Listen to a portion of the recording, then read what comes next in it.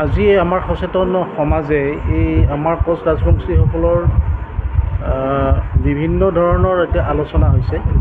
শৈক্ষিক, সাংস্কৃতিক, ভাষিক,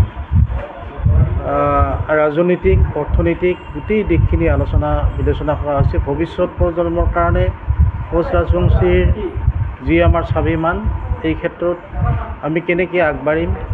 কোচ ৰাজবংশীসকল যি কৰ্মমুখীৰ পৰা বহু দূৰলৈকে আঁতৰত, তাৰ কাৰণে বিশেষভাৱে আলোচনা কৰা হ'ল।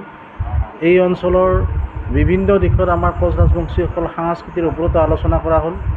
অনাগত দিনত যি আমাৰ ভাৰত চৰকাৰে ২৭ত যি দায়িত্ব লৈছিল যে জনগণনা, জাতি গণনা, এই ক্ষেত্ৰতো আমি বহলভাৱে আলোচনা কৰা হ'ল। আমি এই জাতি গণনাৰ ক্ষেত্ৰত অনাগত দিনত যিবিলাক আমাৰ কিছু ভুল ভ্ৰান্তি হৈ গ'ল, সেইবিলাক যেনে পুনৰবাৰ নহয়, সেইবিলাকো আলোচনা কৰা হ'ল। ভৱিষ্যত কোচ ৰাজবংশীসকলৰ যিখিনি আমাক ৰাজনৈতিক অধিকাৰ, য'ত আমাৰ জনসংখ্যাৰ য'ত বেছি, যে এই ক্ষেত্ৰত BTRত আমি যি দাবী জনাইছোঁ, সচেতন সমাজে আমাক 5টা সমষ্টিত আমাক প্ৰাৰ্থী প্ৰদান কৰিব লাগে, এই ক্ষেত্ৰতো আমি আজি ইয়াত আলোচনা কৰা হ'ল। আৰু বিশেষকৈ এই অঞ্চলৰ ৰাইজে আৰু সচেতন সমাজে, যিহেতু ফকীৰা গ্ৰাম আটাইতকৈ বেছি আমাৰ কোচ ৰাজবংশীসকলৰ জনসংখ্যা, সেইকাৰণে ফকীৰা গ্ৰামৰ আমাক কোচ ৰাজবংশীক এটা প্ৰাৰ্থী নিশ্চিত কৰিব লাগে। এইটো বিশেষকৈ BJP চৰকাৰে আমাক এই সমষ্টিটো এৰি দিব লাগে, তাৰ কাৰণে ইয়াত আলোচনা হ'ল। আৰু বিভিন্ন দিশত আমাৰ আজি আলোচনা বিলোচনাবিলাক হ'ল। ইয়াৰ গাঁৱৰ ৰাইজে, এই অঞ্চলৰ ৰাইজে প্ৰায়ভাগ ইয়াত মানুহ আহিছিল, সচেতন ব্যক্তিসকল আহিছিল। আৰু অনাগত দিনত যিবিলাক ইয়াত আলোচনা হ'ল খুব সুন্দৰ হৈছে বুলি কৈছিল। এইটো আমাৰ কাৰণে এটা শুভ লক্ষণ। আৰু অনাগত দিনত আমি এনেকৈ আগবঢ়াৰ কাৰণে আপোনালোকৰ যিখিনি সহায় সহযোগ লাগে, সেইখিনি এই অঞ্চলৰ ৰাইজে সম্পূৰ্ণভাৱে ব্যক্ত কৰিল।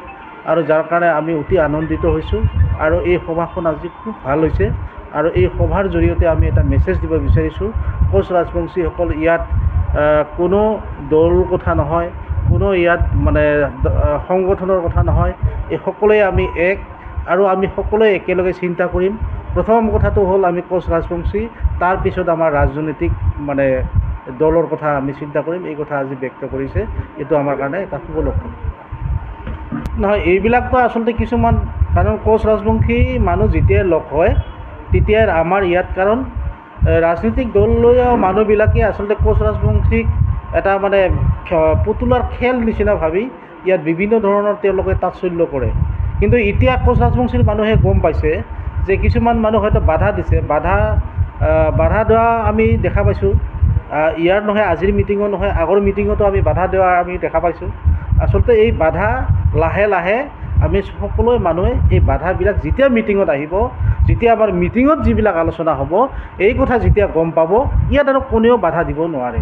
আৰু এটা কথা আপোনালোকৰ জৰিয়তে আমি জনাব বিচাৰিছোঁ, আমি কাৰো বিৰোধী নহয়, কোনো দল বিৰোধী নহয়, কোনো জাতিৰ বিৰোধী নহয়, কোনো মানুহৰ ব্যক্তিগতভাৱে আমি তেনেকুৱা নহয়, বেয়া নহয় বা শত্ৰু নহয়।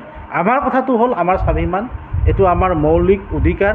এই অধিকাৰ আমি সাব্যস্ত কৰিবলৈ যাওঁতে কোনোবা যদি হাঁহিয়াত্ৰৰ পাত্ৰ হিচাপে কোনোবাই যদি কয়, এইটো শত্ৰু হিচাপে, বা কোনোবাই যদি বাধা দিয়ে, তেনেহ'লে ৰাজনীতি কৰি সি আচল কথাটোৱেই নাজানে, ৰাজনীতিক ৰটোৱেই নাজানে। আচলতে ৰাজনীতিকত হ'ল জনগণে ইয়াৰ উচিত সিদ্ধান্ত ল'ব, আৰু জনগণে যিফালে জনগণৰ ৰায় হ'ব সেইটোৱেই ৰায় দান। আৰু তাত বাধা দিয়াৰ কথাই নহয়, যিসকলে বাধা দিয়ে সি ৰাজনীতিক হত্যা কৰা সেইসকল ব্যক্তি, আৰু ইতিমধ্যে সেইবিলাক চিনাক্ত হৈছে।